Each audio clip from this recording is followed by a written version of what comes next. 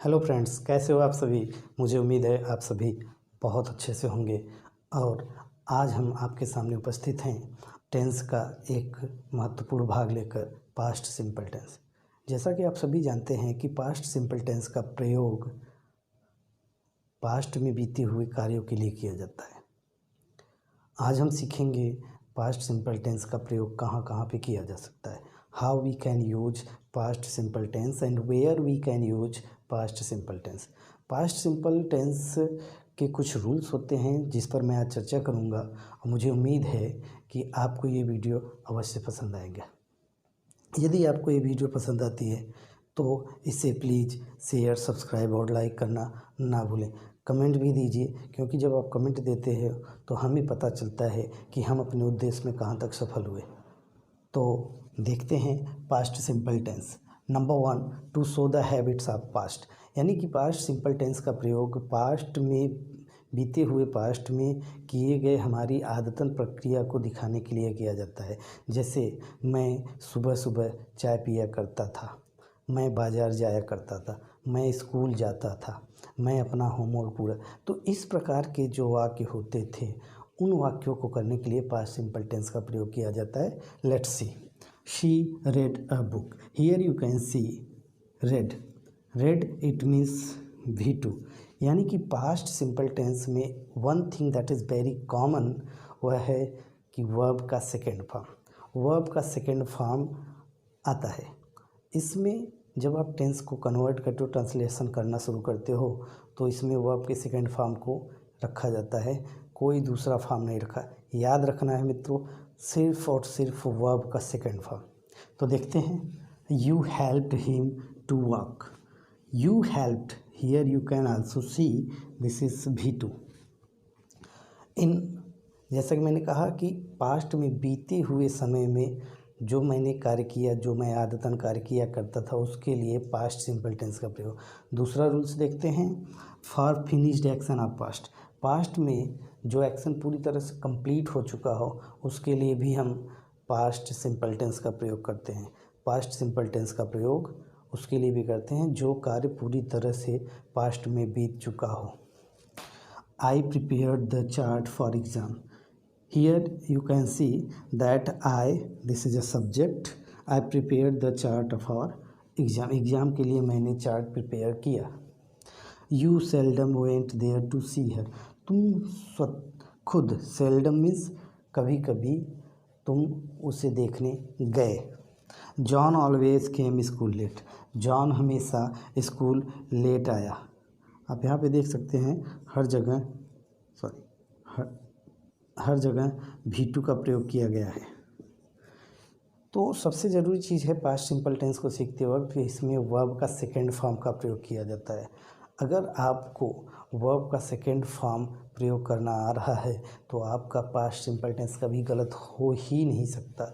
जब भी आप ट्रांसलेट करोगे तो पास्ट सिंपल टेंस को आपको ध्यान देना होता है। कुछ वर्ड्स को मैं यहाँ पे लिख के दिखाना चाहूँगा कि इसमें लास्ट में हिंदी वाक्य के अंत में या, ये, ई,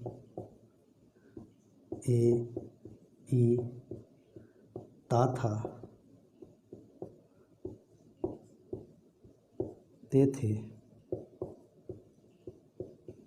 और ती थी जैसे शब्द आते हैं। मैं आपको एग्जाम्पल में लिख के दिखा दूं कि मैं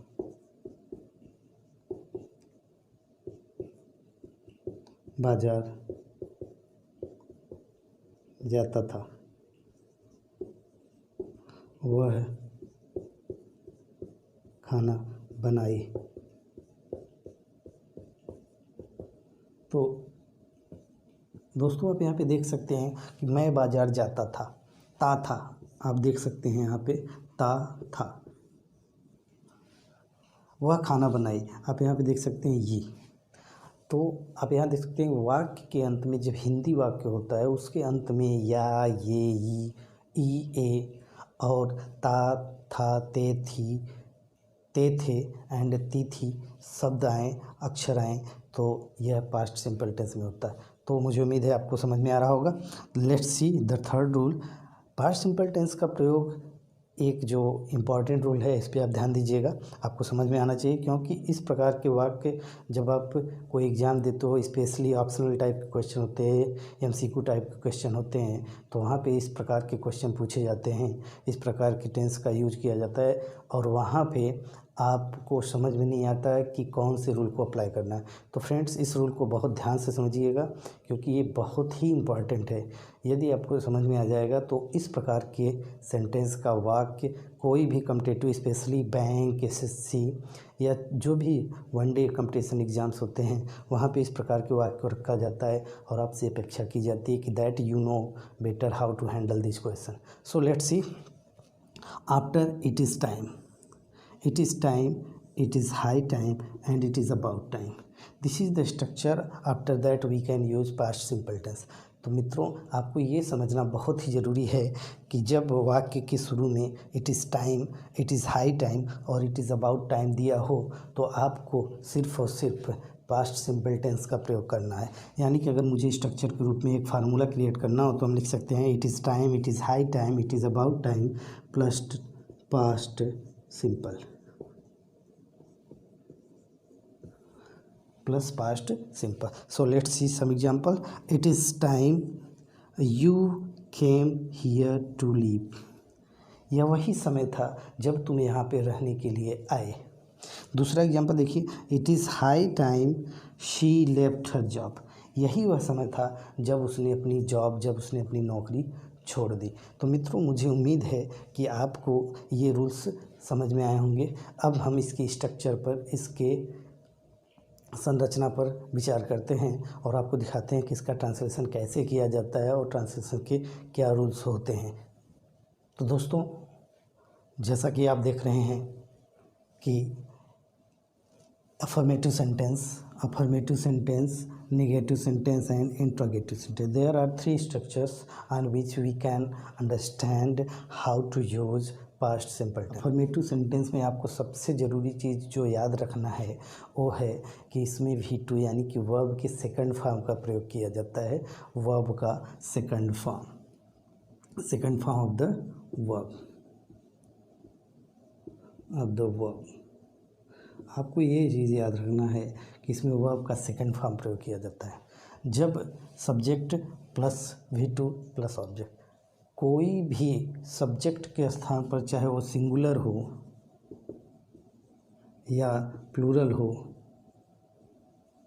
हमेशा इसमें वर्ब का सेकंड फॉर्म ही प्रयोग किया जाता है। ये चीज़ आपको याद रखने की ज़रूरत है।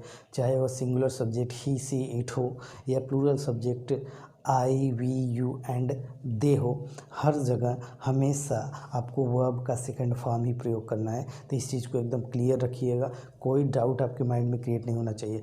मुझे उम्मीद है यहाँ तक समझ में आ गया होगा। अगर आ गया है तो आगे बढ़ें। लेट्स सी, नेगेटिव सेंटेंस की जब बात करते हैं तो सब्जेक्ट प्लस डिड। यहाँ पे ये आपको ध्यान रखना है कि इसका जो मेन ऑक्सिलरी वर्ब होता है, that is did. Don't replace any other auxiliary verb with did. Did के साथ किसी और ऑक्सिलरी वर्ब को रिप्लेस नहीं करना है, नहीं तो आपका ट्रांसलेशन गलत हो जाएगा। तो देखते हैं, subject plus did, not plus V1। हाँ, एक चीज़, जब हम निगेटिव और इंट्रोगेटिव बताते हैं तो यहाँ पे आपको ध्यान रखना है कि ये जो V2 फॉर्म था वह अब चेंज होकर V1 में आ जाता है। Let's see interrogative sentence. Interrogative means आप जैसा जानते हैं कि the sentence with the help of that we can ask some questions. जिस सेंटेंस की सहायता से हम प्रश्न करते हैं, क्वेश्चन करते हैं, उसे इंट्रोगेटिव सेंटेंस कहते हैं। तो आप यहाँ पे देखिए, क्वेश्चन वर्ड यानी कि WH वर्ड जिसे हम कहते हैं, या आप कह सकते हो कि what, whom, whose, where, which। तो these are called interrogative और क्वेश्चन वर्ड। WH वर्ड इन्हें कहा जाता है। इनकी सहायता से जब हम प्रश्न करते हैं तो उसका स्ट्रक्चर ये होता है, question word plus did plus subject plus V1 plus object. जब हम ऑक्सिलरी वर्ब की सहायता से प्रश्न बनाते हैं तो उसका स्ट्रक्चर होता है did plus subject plus V1 plus object. तो मुझे उम्मीद है आपको ये स्ट्रक्चर पसंद आया होगा। तो इस पे हम कुछ एग्जांपल्स को लेते हैं और समझने का प्रयास करते हैं कि कैसे इसको सॉल्व किया जाता है। जैसे अफर्मेटिव सेंटेंस होता है कि मैं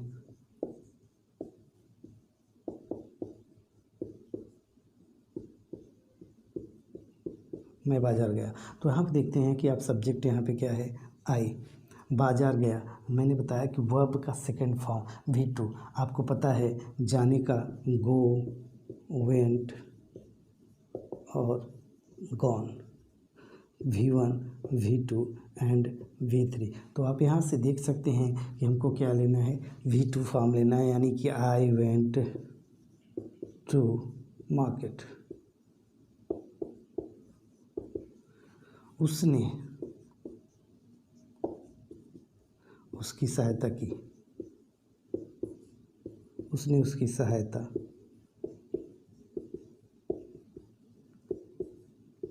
की। तो आप यहाँ पे देखेंगे ये भी टेंस जो है पास्ट में है। कभी कभी लोग कंफ्यूज हो जाते हैं कि ये सहायता की कौन सा टेंस है। तो आपको ये देखना है कि सहायता की यानी कि ये काम पूरी तरह से बीत चुका है, बीत गया यानी पास्ट में हो चुका है। तो आप इसका जब ट्रांसलेट करते हैं तो हो जाता है ही हेल्प्ड हिम। आप देखेंगे he helped V2 form and him, उसने उसकी सहायता की। तो फ्रेंड्स बहुत ही सिंपल तरीका है, आपको ध्यान रखने की ज़रूरत है कि कैसे हमको यूज करना है। इसमें सबसे ज़्यादा ज़रूरी जो चीज़ है वो है V2 यानी कि वर्ब का सेकेंड फॉर्म। अगर यह आपको याद है कि पास्ट सिंपल टेंस में V2 का प्रयोग किया जाता है तो आपको ट्रांसलेट करते वक्त कोई भी प्रॉब्लम नहीं आएगी। There is no problem to translate a sentence into past simple tense. Let's see.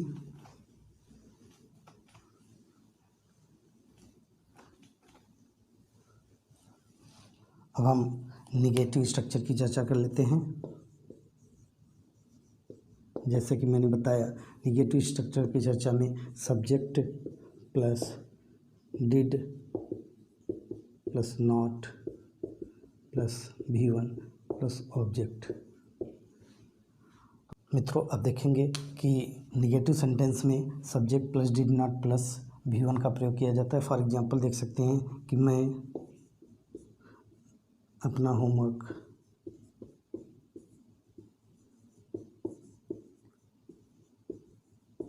पूरा नहीं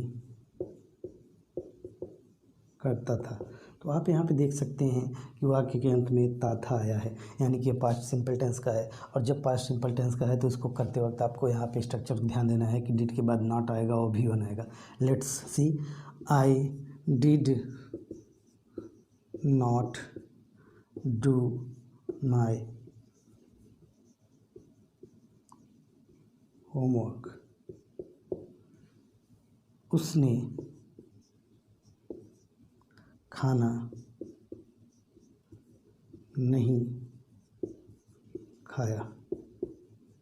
तो आप यहाँ पे देख सकते हैं मित्रों कि कैसे टेंस को कैच किया जाता है और कैसे उसको सॉल्व किया। उसने खाना नहीं खाया यानी कि ये निगेटिव सेंटेंस है और किसका सेंटेंस है, पास्ट सिंपल का। तो हमको ये रूल्स कौन से अप्लाई करने हैं, डिड नॉट प्लस V1। तो he did not eat, he did not eat food. तो आप यहाँ पे देख सकते हैं बहुत ही सिंपल तरीका है जो आपको फॉलो करने हैं। यहाँ पे डिड के साथ नॉट यूज़ करना है और V1 का स्ट्रक्चर, यानी कि जब हम पास्ट सिंपल टेंस निगेटिव में हो तो उसको करते वक्त डिड नॉट प्लस V1 का यूज किया जा सकता है। यहाँ पे आप एग्जांपल में भी देख सकते हैं, मैं अपना होमवर्क पूरा नहीं करता था। I did not do my homework, या हम डू के स्थान पे यहाँ पे हम कंप्लीट भी लिख सकते हैं, I did not complete my homework. उसने खाना नहीं बनाया, he did not eat food, he did not eat food. तो मुझे उम्मीद है कि आपको स्ट्रक्चर समझ में आया होगा और इसका यूजेस भी समझ में आए होंगे। तो हम आगे बढ़ते हैं, इंट्रोगेटिव सेंटेंस को समझने का प्रयास करते हैं। इंट्रोगेटिव सेंटेंस,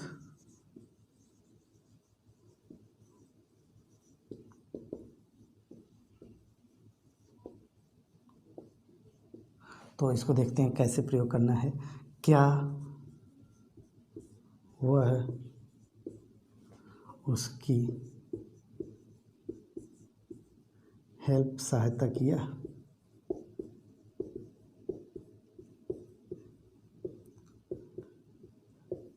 यहाँ पे देखो एक प्रश्न पूछा गया, इसको सॉल्व करते वक्त आपको यहाँ पे एक दो चीज़ें ध्यान देनी होती है कि कौन सा टेंस है।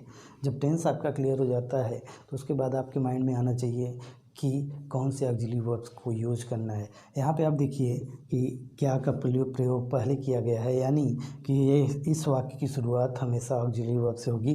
तो for example let's see, did he help him, did he help him.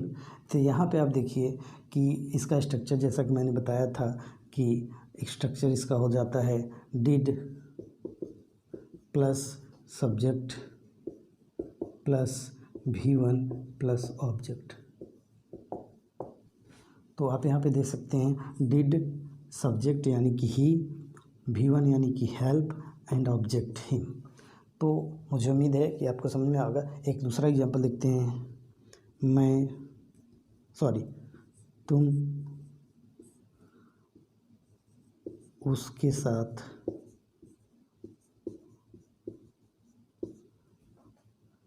सहयोग क्यों नहीं किए?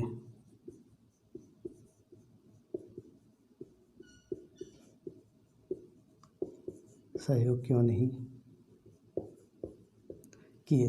तो आप यहाँ पे देख सकते हैं कि ट्रांसलेशन करते वक्त क्या ध्यान दिया जाता है। आप यहाँ पे देखेंगे कि क्यों यहाँ पे बीच में आया है, और जब क्यों बीच में आया है तो इसका ट्रांसलेशन कैसे करेंगे। आप देख सकते हैं कि क्यों की अंग्रेजी पहले लिखी जाएगी यानी कि वाई, इसके बाद ऑक्सिलरी वर्ब लिखी जाती है वाई डिड, फिर सब्जेक्ट आ जाता है why did you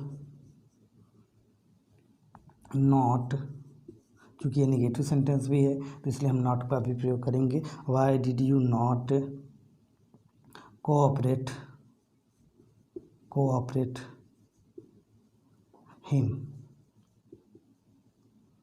why did you not cooperate him. तो यहाँ पे आप देख सकते हैं मित्रों, कोऑपरेट हिम, क्वेश्चन मार्क्स।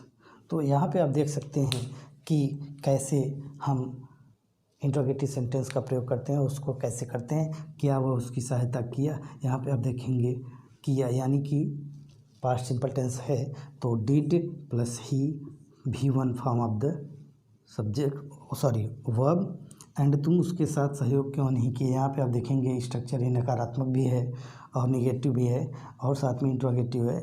इसको हम इंट्रोगेटिव निगेटिव सेंटेंस बोलते हैं। क्या बोलते हैं? Interrogative negative sentence. Interrogative negative sentence बोलते हैं। तो आप देख सकते हैं तुम उसके साथ सहयोग क्यों नहीं किए। वाई डिड, वाई यहाँ क्यों की अंग्रेजी हम सबसे आगे लिखेंगे, इसके बाद हम ऑक्सिलरी वर्ब लेते हैं, उसके बाद सब्जेक्ट, फिर नॉट, फिर कोऑपरेट हिम। तो यहाँ पे आप देख सकते हैं कि why did you not cooperate him. तो मित्रों मुझे उम्मीद है कि आपको ये रूल्स और स्ट्रक्चर समझ में आएंगे। यदि आपको ये वीडियो पसंद आया हो कि कैसे और कहाँ पर हमको पास्ट सिंपल टेंस का यूज करना है, तो प्लीज़ मेरे वीडियो को शेयर, सब्सक्राइब और लाइक ज़रूर कीजिएगा। कमेंट भी दीजिए ताकि मुझे पता चले कि मैं कहाँ पर आपकी सहायता करने में जो मेरा उद्देश्य है उसको पूर्ण कर सका। Thank you.